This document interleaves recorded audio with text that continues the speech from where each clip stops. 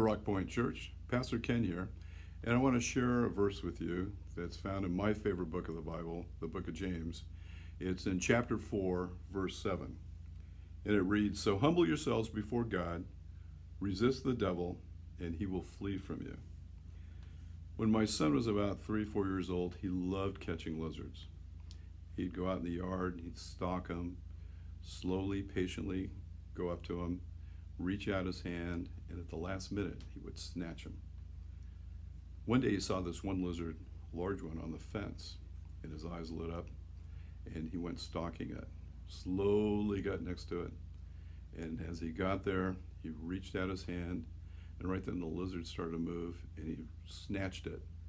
The lizard took off, and Keegan was left holding its tail. The lizard had shed its tail in order to survive. And I thought, there's a lesson here somewhere.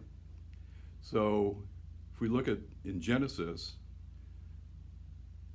Joseph was in Potiphar's house, and he was a servant. And his wife took a liking to him because he was a strikingly good-looking man. And when she tried to seduce him, and as she did, he didn't hang around to flirt with temptation. Joseph ran out, and she grabbed at his coat. He shed his coat and kept on running. At some point in your walk, God may ask you to shed something in your life, something that might be a stumbling block, something that might be keeping you from becoming all that God's created you to be. And it can be scary. How you might think, how can I go on with my life, missing this piece of my life or what I've done for so long? But God is faithful.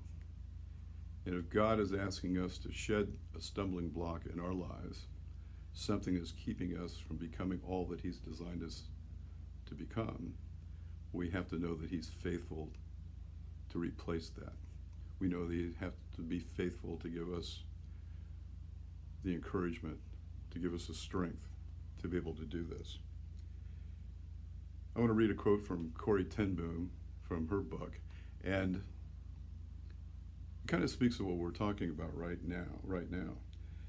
She says, "I have held many things in my hands, and I have lost them all. But whatever I have placed in God's hand, that I still possess."